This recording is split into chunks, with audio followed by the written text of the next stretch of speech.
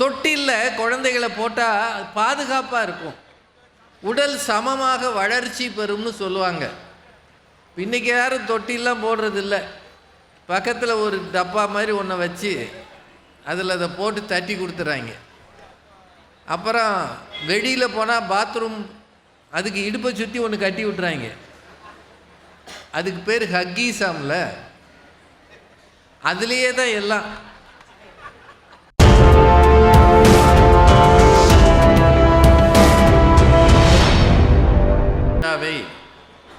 மிகுந்த உற்சாகத்துடன் இங்கே கொண்டாடி கொண்டிருக்கக்கூடிய காஞ்சிபுரம் மாவட்ட ஆட்சியர் ஐயா அவர்களே, மாவட்ட நிர்வாகத்தினர்களே, இந்த மேடையிலே எங்களை வரவேற்று அமர்ந்திருக்கக்கூடிய டாக்டர் அனுராதா உள்ளிட்ட அரசு உயர் அதிகாரிகளே, எங்களுக்கு இந்த நிகழ்ச்சிக்கு முன்னர் மிகச் சிறப்பாக உரை நிகழ்த்திய அமுத சுரபி ஆசிரியர் ஐயா திருப்பூர் கிருஷ்ணன் அவர்களே, மேடையை அலங்கரிக்கின்ற பட்டிமன்ற அறிஞர் பெருமக்களே, திரளாக வருகை தந்திருக்கக்கூடிய வாசகர்களே, சுவைஞர்களே, இலக்கிய அன்பர்களே, பெரியோர்களே, தாய்மார்களே, ஊடகம் சார்ந்த அன்பர்களே, உங்கள் அத்தனை பேருக்கும் என்னுடைய அன்பான வணக்கத்தை முதலில் தெரிவித்துக் கொள்கிறேன். தொடங்கினது 8 மணிக்கு, நாங்கள் வர்றது லேட்டு.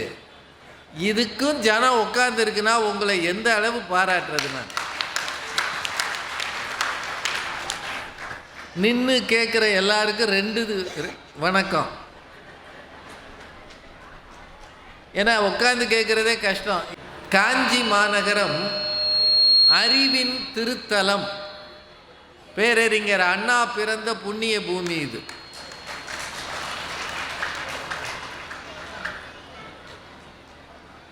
ரொம்ப முந்தைய காலங்களில் வரலாற்றில் சிறப்பு மிக்க நகரம். அறிவு ஆற்றல் மிக்கவர்கள் படிக்க வந்த நகரங்களுள் காஞ்சியும் ஒன்று. இது 2 காஞ்சி இருக்கா? விஷ்ணு காஞ்சி, 4 காஞ்சி இருக்கா?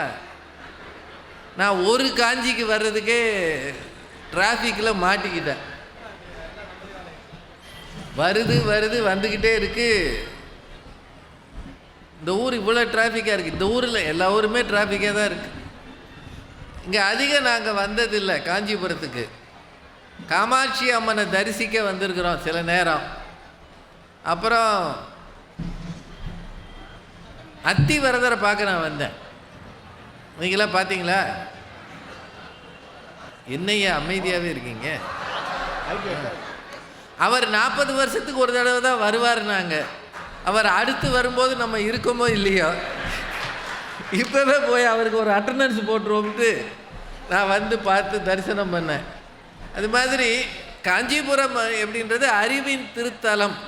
இந்த ஊரில் புத்தக கண்காட்சி, புத்தக திருவிழா நடத்துறதுன்றது ரொம்ப முக்கியமானது. இதில் எங்களை அழைத்து ஒரு பட்டிமன்றம் நடத்த எங்களுக்கு வாய்ப்பு தந்த பப்பாசி அமைப்புக்கும் மாவட்ட நிர்வாகத்துக்கும் எங்கள் அத்தனை பேரின் சார்பில் எங்களது நன்றியை தெரிவித்துக் கொள்கிறோம். ரொம்ப நேரம் எடுத்துக்க மாட்டோம். நீங்கள் மட்டும் முடிஞ்ச அளவு முன்னாடியே பாருங்கள்.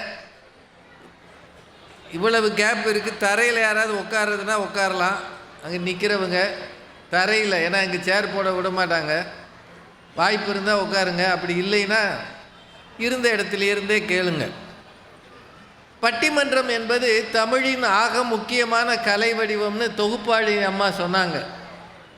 அப்புறம் இவர்களையெல்லாம் எப்படி நான் அவர்களை வரவேற்பது, அறிமுகம் செய்வதெல்லாம் சொன்னாங்க. அதெல்லாம் பரவாயில்ல. என்ன அறிமுகம் செய்தாலும் இன்றைக்கி என்ன பேசுகிறோமோ அதுதான் நிற்கும் இல்லையா? ஏகமாக அறிமுகம் பண்ணி இவரை போல் சிறந்த பேச்சாளர் இல்லைன்னு சொல்லி அன்னைக்கு நம்ம பேசுனது சரியில்லைன்னு வைங்க, கூட்டம் சொல்லும் இந்த ஆள்லாம் ஏன் கூப்பிட்டாங்க, இருந்திருந்து நம்ம வந்த நேரமாக இது அப்படின்னு திட்டும்ல. நீங்கள் யார் என்பதை அன்றன்றைய மேடை தான் நிரூபிக்குமே தவிர பழைய பல்லவிகள் ஒரு நாளும் நிரூபிக்காது. அதான் உண்மை. இன்னைக்கு நீங்கள் என்ன பண்ணுறீங்கன்றதை பொறுத்தது தான். மக்கள் கொஞ்சம் எதிர்பார்ப்பில் இருப்பாங்க.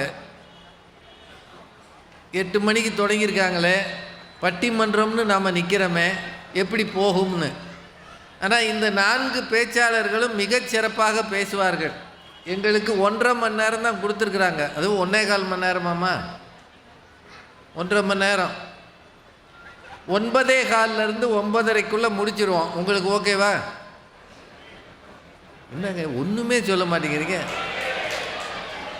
இப்போவே முடின்றார் ஒருத்தர். முடிஞ்ச அளவு சீக்கிரம் முடிச்சிடலாம். ஆடியன்ஸ் வர்றவங்க கொஞ்சம் நெருங்கி வந்தீங்கன்னா எங்களுக்கும் நல்லா இருக்கும். அவ்வளோதான் என்னோட வேண்டுகோள்.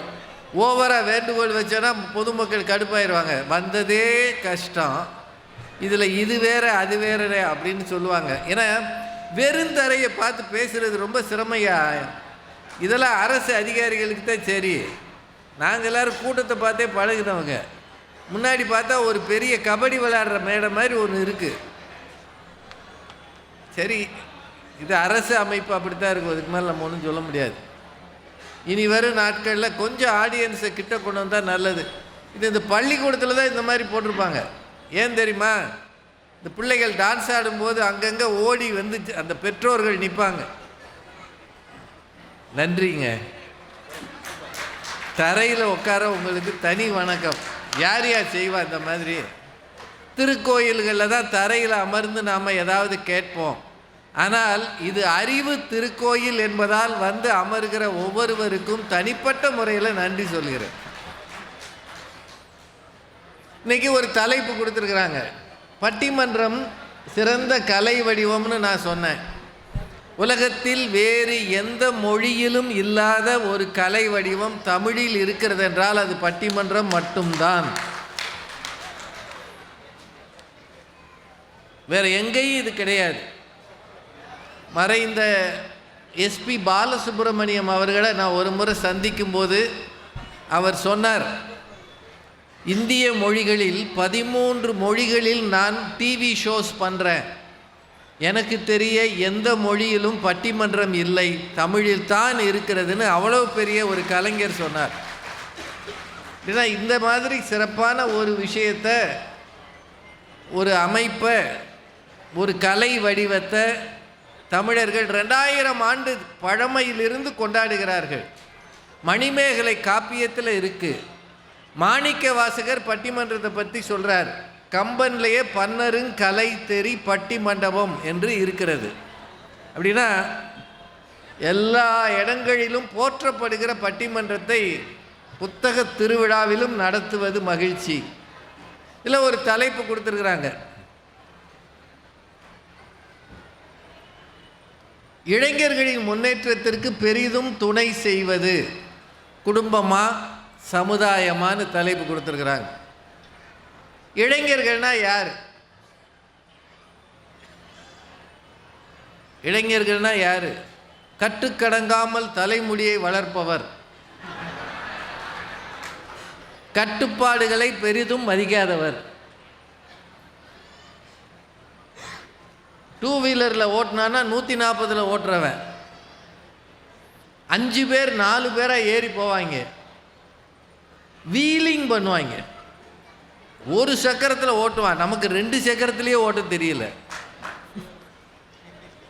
அவன் ஒரு சக்கரத்தில் ஓட்டுவான். சனி ஞாயிறானா 12 மணிக்கு எந்திரிப்பான். காலையில் மத்தியானம் ராத்திரி 12 வரைக்கும் உறங்க மாட்டான். அப்பா அம்மா சொல்கிறத அலட்சியமாக பார்ப்பான். அம்மா சொல்கிறதையாவது கொஞ்சம் கேட்பான், அப்பா சொல்கிறத கண்டுக்கவே மாட்டான். அவரை வாய் மூட சொல்லு, நான் இந்த வீட்டில் இருக்கணுமா வேண்டாமா, நீங்கள் டிசைட் பண்ணுங்கன்னு.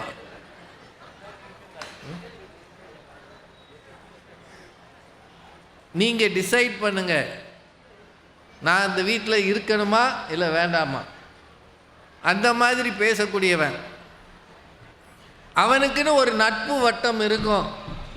அவனுக்குன்னு சில ஆசைகள் தேவைகள் இருக்கும். அவன் வித்தியாசமாக சிந்திப்பான். எந்த நேரமும் மொபைலுக்குள்ளே குடியிருப்பான். தலையில் ஒரு அவரக்காய் பந்தல் மாதிரி முடிய ஏற்றி வளர்த்து அதுக்கு எண்ணெயே காட்ட மாட்டான். எண்ணெய் காட்டினா அது நட்டமாக நிற்கிறது படிஞ்சிருமா. அப்புறம் பெரும்பாலும் தாடி வளர்ப்பான். இப்போ நாங்கள்லாம் சின்ன பிள்ளையாக இருக்கும்போது கதாநாயகர்கள் தாடி வளர்க்க மாட்டாங்க. கதாநாயகன் அப்படின்னா வடுவழுன்னு ஷேவ் பண்ணியிருக்கணும். அவருக்கு காதல் தோல்வி வந்தால் தாடி வளர்ப்பார். ஆனால் இன்னைக்கு கதாநாயகன் பூரா தாடி வச்சுருக்கான், வில்லன் பூரா தாடி இல்லாமல் இருக்கான். தலைகீழாக மாற்றிட்டாங்க. இந்த மாதிரி ஒரு இயற்கை அமைப்பில் இளைஞர்கள் என்பவர்கள் வித்தியாசமான சிந்தனை உள்ளவர்கள். அவனை நாம் தப்பாகவும் பார்க்க முடியாது. ஏன்னா சமீபத்தில் சென்னை, தூத்துக்குடி, திருநெல்வேலியிலலாம் கடும் வெள்ளம் வந்தது இல்லையா? வெள்ளம் வந்த நாட்களில் வீதிகளில் ஓடியாடி முடியாதவர்களுக்கு உதவி செஞ்சவன் பூரா இளைஞர்கள் தான். வேறு யாரும் எந்திரிச்சு வெளியே வர முடியாது. அந்த வீட்டில் ஒரு தாத்தாவும் பாட்டி சிக்கிட்டாங்கடா, கஞ்சி இல்லாமல் கிடக்குறாங்கடா, ஒரு பன் ரொட்டியாவது வாங்கிட்டு போய் கொடுப்போம்டான்னு இந்த அளவு தண்ணீரில் நீந்தி போகிற துணிச்சலும் ஆற்றலும் இளைஞர்களுக்கு தான் இருந்தது. அதில் ஒரு நாளும் குறைவு சொல்ல முடியாது. என்னங்க, அது இருந்ததா இல்லையா?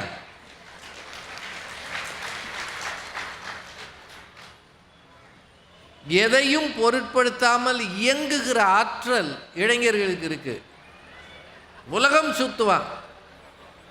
திடீர்னு ஃபேஸ்புக்கில் விதவிதமாக படம் போடுவான், இன்ஸ்டாவில் டான்ஸ் ஆடுவான். சமீபத்தில் 2 பயலுக கபாலீஸ்வரர் கோயிலுக்குள்ளே போய் ஆடிருக்காங்க. இதை நடராஜர் கோயிலில் ஆடினாலும் அவர் ஆடுறாரு, இவனு ஆடுறான்னு சொல்லலாம். எங்கள் கபாலீஸ்வரர் அவ்வளவு பவ்யமாக அங்கே இருக்கிறாரு. ரொம்ப பழைய திருக்கோயில்யா கபாலீஸ்வரர் கோயில், கற்பகாம்பாள். அந்த திருக்கோயிலில் போய் ஒருத்தனுக்கு ஆட மனசு வருது, அதை வீடியோ பண்ணியிருக்கான்னா அவனை என்னத்தை செய்கிறது? இந்த மாதிரி வித்தியாசமாகவும் இருப்பான். இந்த இளைஞன் நம்ம கையை பிடிச்சு நடந்த ஒருவன் இப்போ கையை உதறிட்டு காணாத தூரத்தில் நடந்து போகிறான் என்றால் அது ஆணும் சரி பெண்ணும் சரி. சின்ன பிள்ளையாக இருக்கும்போது நம்ம விரலை பிடிச்சிக்கிட்டே வருவான். எப்போ அவனுக்கு ஒரு 8 வயசு 9 வயசு வருதோ விரலை உதறிடுவான். நீங்கள் போங்க போங்க, வாடா எனக்கு வர தெரியும் அப்படின்னா அவன் இளைஞராக ஆகிக்கிட்டு இருக்கான்னு அர்த்தம். பொம்பளை பிள்ளைகள்லாம் இப்போ வேறு ரேஞ்சு. அம்மா அப்பா ஏதாவது சொன்னா, அம்மா வாயமோது,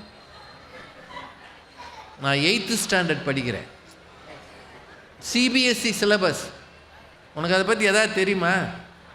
நீ எல்லாம் படிச்சியா? நீ என்ன படித்த? சிபிஎஸ்சியில் ஒரு நாள் உட்காந்து பாரு, கெமிஸ்ட்ரி நடத்தும்போது தலையெல்லாம் கிறுகிறுன்னு சுற்றும். மேலே இருக்கிற ஃபேன் மாதிரி என் தலை சுற்றும். அதுக்கப்புறமும் நான் சாயந்தரம் வீட்டுக்கு வர்றேனே, நீ எனக்கு ஆரத்தி எடுக்கணும், அதை விட்டுட்டு அதிகமாக பேசுகிற அப்படின்னு பொம்பளை பிள்ளைகளும் திட்டுது. இப்போது அந்த காலத்தில் இப்போ ரேவதி சுப்புலட்சுமியெல்லாம் அவங்க சின்ன குழந்தையார் டீனேஜில் இருக்கும்போது சாயந்தரம் ஆனால் அவங்க அம்மா நல்லா தலையில் எண்ணெயை தடவி இருக்க இப்படி பிடிச்சி பின்னி ஒரு ரிப்பனை கட்டி இப்படியே தான் இருக்கணும், அப்போ தான் முடி வளரும் சொல்லியிருக்காங்களா இல்லையா? கவிதா அங்கேருந்து எட்டி பார்க்குறாங்க, என்னமோ அவங்களுக்கு அது செய்யாத மாதிரி. யாருக்கெல்லாம் தலைமுடி நீளமாக இருக்கோ அவங்க வீட்டில எல்லாம் அது செஞ்சுருப்பாங்க. இப்போ நீளமாக இருக்கணுன்ற அவசியமும் இல்லை, தேவையும் இல்லை. இப்போ எல்லாருமே லூஸ் ஹேரா, லூஸ் ஹேர், ஒரே ஒரு கிளிப்பு போதும், உலகத்தை சுற்றி வரலாம், சீப்பு கூட தேவையில்லை. ஏன்னா வகுடு எடுத்தா தானே. அப்படியே மொத்தமாக அப்படி தடவி ஒரு கிளிப்பு போட்டால் அது வாட்டுக்கு கிடக்கு. தொட்டிலில் போட்ட புள்ள மாதிரி பேசாமல் கிடக்கு. ஒரு அலம்பல் கிடையாது. தொட்டிலில் பிள்ளைய போட்டிங்கன்னா பேசாமல் படுத்து கிடக்கும். பார்த்துருக்கீங்களா? இப்போ தொட்டில்னு ஒன்று யாருக்காவது தெரியுமா? ஏன் இந்த மைக்கு வேறு எங்கே ஏன் இதை கொஞ்சம் கூட்ட முடியுங்களா? ஐயா அவருக்கு கொஞ்சம் லேசா சந்திராவா ஒலிபரிக்கு சரி. ஏன்னா இதை வேணால் இன்னும் கொஞ்சம் இந்த பக்கம் நகர்த்தி வச்சிங்கன்னா அந்த மைக்கு விசில் வராமல் இருக்கும். இந்த டப்பாவை வாங்க. பெரிய கூட்டம், இது அகலமான இடம், அரங்கம் மாதிரி இல்லை. அதனால் ஒலி சரியாக இருந்தால் தான் நமக்கு பேசுகிறதுக்கு ஒரு மூடு இருக்கும். அதனால் அந்த காலத்தில் தொட்டில்னு ஒன்று இருந்தது. அதில் குழந்தைய போட்டு இங்கே இல்லையா அந்த பக்கம் இன்னும் தள்ளி தள்ளி என் பக்கம் திருப்புங்க. லேசாக, அப்போ தான் ஃபீட்பேக் வரும். அதில் ஏகப்பட்ட லைன் வேறு கொடுத்துருப்பீங்கல்ல,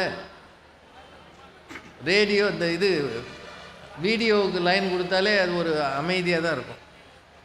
தொட்டிலில் குழந்தைகளை போட்டால் பாதுகாப்பாக இருக்கும், உடல் சமமாக வளர்ச்சி பெறும்னு சொல்லுவாங்க. இன்றைக்கி யாரும் தொட்டிலாம் போடுறதில்ல.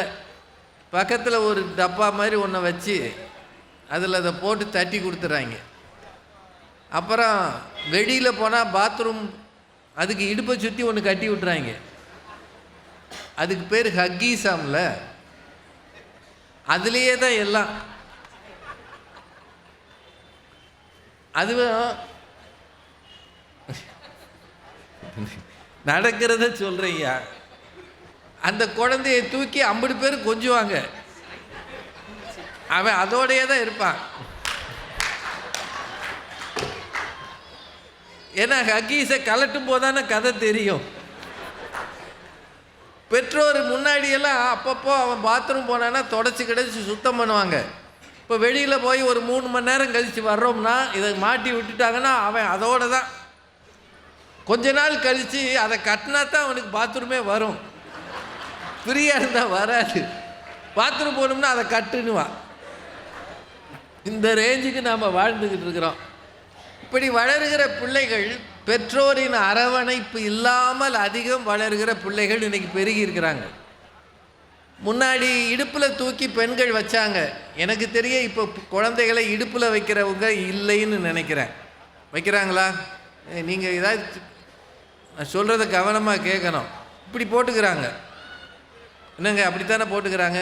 இன்னும் வெளிநாட்டுக்கு போயிட்டாங்கன்னா ஒரு கங்காரு பை மாதிரி ஒன்று வச்சுருக்காங்க. அந்த காலத்தில் இந்த அம்மி கொத்தலையோன்னு வருவாங்கல்ல, அவங்க தான் அது போட்டிருப்பாங்க. இப்போ அந்த அம்மி கொத்துறது அமெரிக்காவுக்கு போயிடுச்சு.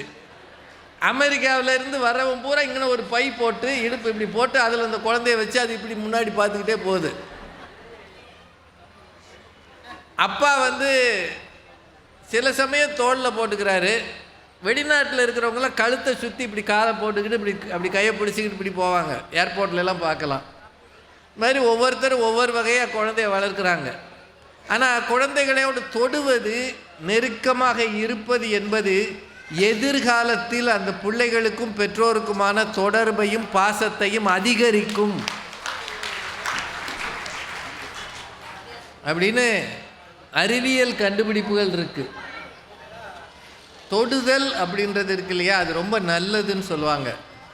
உடல் நலம் இல்லாதவர்கள் அவங்கள தேடி போகும்போது இன்ஃபெக்ஷன் ஆகாமல் இருக்கிற வியாதிகளாக இருந்தால் பக்கத்தில் போய் தொட்டு பேசணும்னு சொல்லுவாங்க.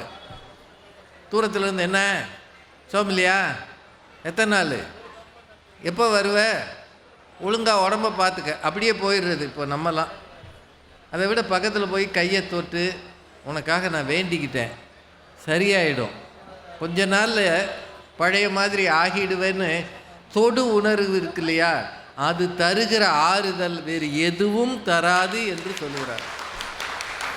பிள்ளைகளை விட்டு நாம் விலக ஆரம்பிச்சிட்டோம். இளைஞன் தானாகவே விலகிடுறான். அவனை உருவாக்கி பெரிய லெவலுக்கு கொண்டு வர்றது வீடு. ஆனால் இந்த உலகம்தான் அவனுக்குரிய இடத்தை தருகிறது. கீழே சின்ன குழந்தையாக இருக்கவனை படி மெல்ல மெல்ல மெல்ல கொண்டு வர்றது வீடு. குடும்பம். ஆனால் அவனை வெளி உலகம்தான் அடையாளம் காணுகிறது, உலாவர வைக்கிறது, உயர்த்துகிறது, அவனை உன்னதமானவன் என்று சர்டிஃபிகேட் கொடுக்கிறது. இந்த ரெண்டில் எது இளைஞனின் முன்னேற்றத்திற்கு பெரிதும் துணை செய்கிறதுன்னு இதுதாங்க தலைப்பு. ஓகேவா? காஞ்சிபுரத்தில் யாருமே கைதட்டுறது இல்லையா?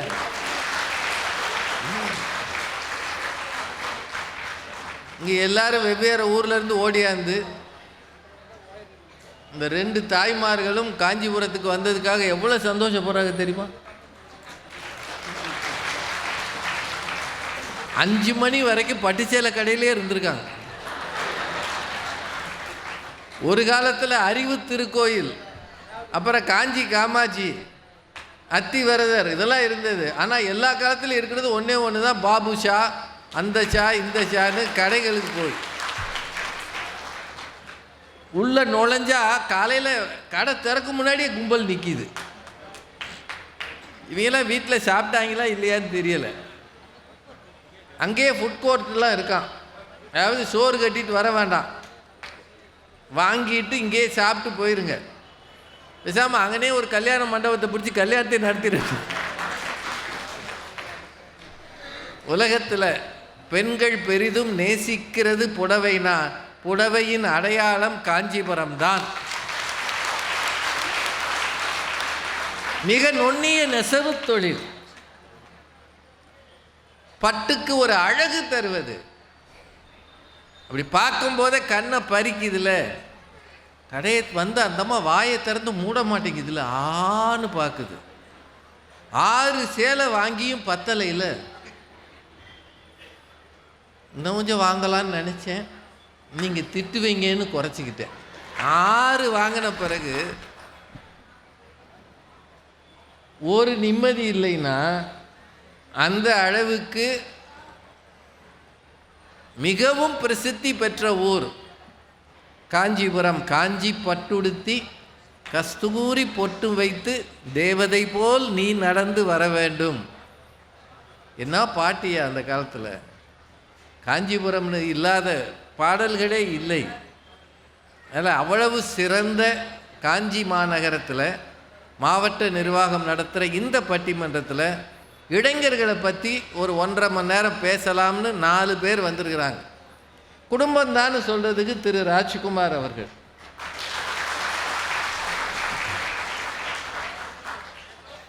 அவர் ஒரு ஆசிரியர், ஒரே ஒரு ஆசிரியர் இருக்காருன்னு நினைக்கிறேன்.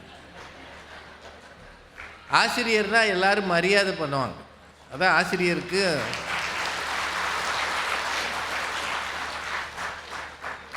என்ன பள்ளிக்கூடம் போக பயப்படுறார்.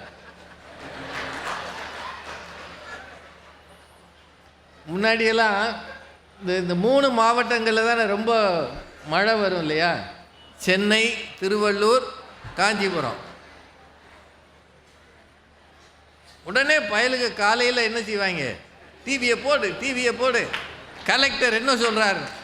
இப்போ பயலுக்கு பார்க்குறத விட இவர் பார்க்க ஆரம்பிச்சிட்டாரு. சார் மழை வந்தால் லீவ் விட்டால் நாங்கள் நிம்மதியாக இருப்போம் சார், இவங்களோட போய் போராட வேண்டியிருக்கு. அவன் மழை வந்தால் புத்தகத்தை தூக்கி பிடிக்கிறான் தலைக்கு மேலே. தலை நனையக்கூடாதான், புத்தகம் நனையணுமா. இப்படி பயலுக்கு இவர் பாடம் சொல்லி கொடுத்தா ஹோம் ஒர்க் எங்கடா எழுதுனா எழுதுனேன் மழையில் நனைஞ்சிருச்சுன்றான். மொட்டையாக என்னமோ தெரியுது. இவர் அதை வச்சு திருத்த முடியுமா? எவ்வளோ கஷ்டம். அதுவும் இவர் இங்கிலீஷ் வாத்தியார். எதுக்கே சிரிக்கிறீங்க? தமிழ் வாத்தியார்னா சிரிக்க மாட்டீங்களா? வாத்தியார்னா எல்லாம் ஒன்று தான். என்ன தமிழ் வாத்தியார்னா இவர் சொல்கிறது பயல்களுக்கு புரியும். இங்கிலீஷ் வாத்தியார்னா புரியாது. அதையும் மீறி நடத்திக்கிட்டு இருக்கிறார். +2க்கு நடத்துகிறாருங்க.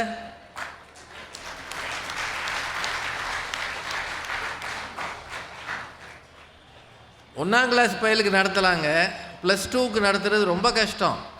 ஏன்னா அவன் வகுப்புக்குள்ளேயே இருக்க மாட்டான். இருப்பானா இருக்க மாட்டான். அவன் கவனமெல்லாம் எங்கேயோ இருக்கும். அவ்வளவு நல்ல வாத்தியார். குடும்பத்தை பற்றி பேசுகிறார்.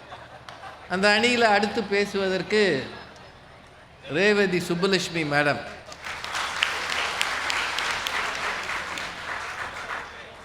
அவங்க வந்து ஒரு கல்லூரியில் துணை முதல்வராக இருக்கிறாங்க.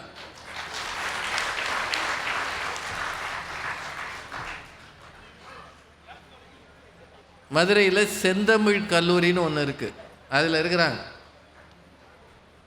அது காலேஜில் பாடம் நடத்துறது ஒன்றும் கஷ்டம் கிடையாது.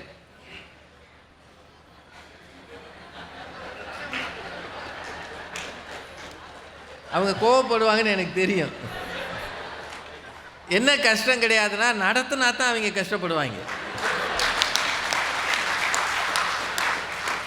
இவங்க அங்கே போய் இன்றைக்கு உலக நடப்பு என்ன என்று தெரியுமானா உடனே 10 பேர் 10 விதமாக பேசுவான். மிஸ் மிஸ் லால் சலாம் படம் வந்திருக்கு மிஸ்.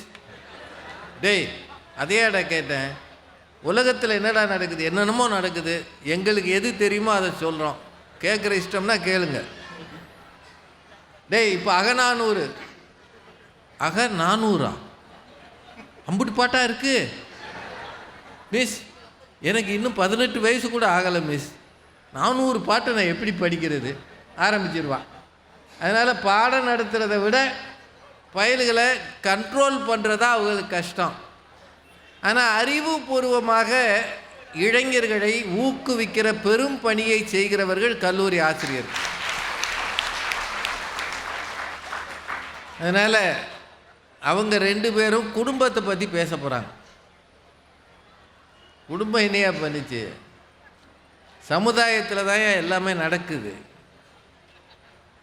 இங்கே பிள்ளைகளை வீட்டிலே வச்சுருக்க வேண்டியதானே, எதுக்கு இங்கே கூட்டு வரீங்க, சமூகம் தானே அதுக்கு காரணம்.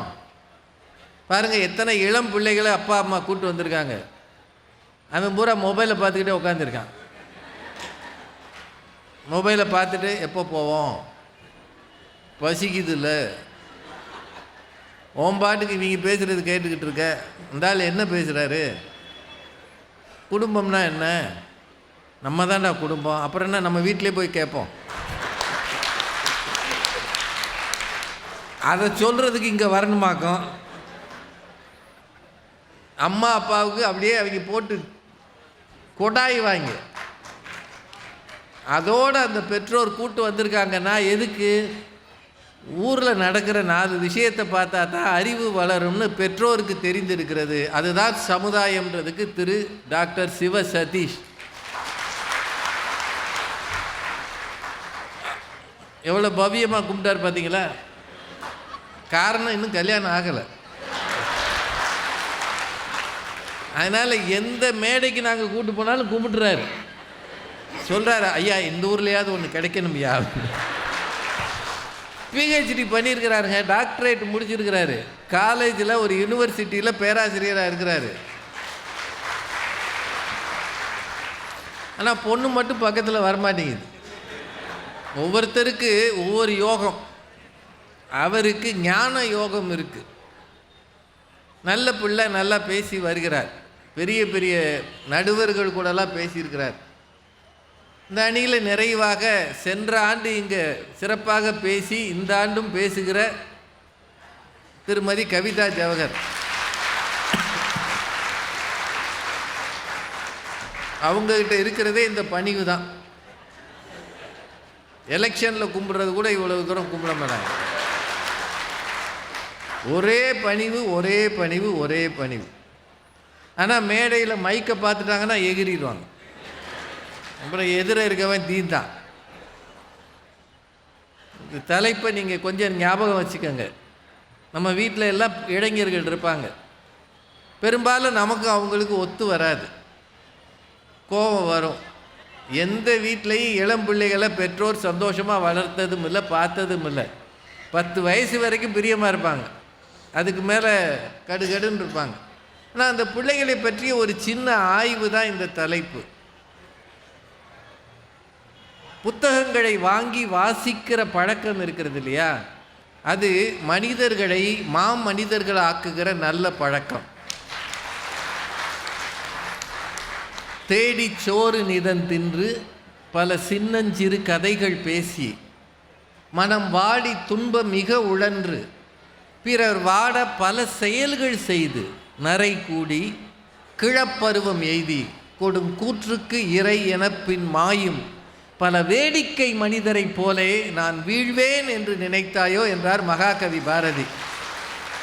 அப்படி வேடிக்கை மனிதர்களாக நாம் விழுந்து போய் விடாமல் இந்த மண்ணிலே வந்தோம் சாதித்தோம் என்று பெயர் விளங்கும்படியாக இருக்க வேண்டும் என்றால் ஒவ்வொரு மனிதனும் மறக்காமல் வாசிக்கிற பழக்கத்தை கை கொள்ள வேண்டும். வாசிப்புத்தான் உங்களை படிப்படியாக உயர்த்தும்.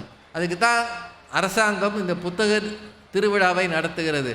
வர்றவங்க பட்டிமன்றம் பேச்சரங்கம் கேட்டுட்டு போயிடாம தயவு செய்து புத்தகங்கள் வாங்குங்க, வாங்கி வாசிங்க, உங்கள் பிள்ளைகளை வாசிக்க சொல்லுங்க. அதுதான் இந்த புத்தக கண்காட்சியினுடைய நோக்கம். இந்த இடத்துல இளைஞர்களை பற்றி யோசிக்கிறோம் என்றால் இந்த தலைப்பில் குடும்பம்தான் அவர்கள் வளர்வதற்கு முன்னேறுவதற்கு துணை செய்கிறது என்று சொல்ல வருகிறார் தம்பி ராஜ்குமார் அவர்கள். அவரை உங்கள் அத்தனை பேரின் சார்பாக அழைக்கிறேன். நன்றி, வணக்கம்.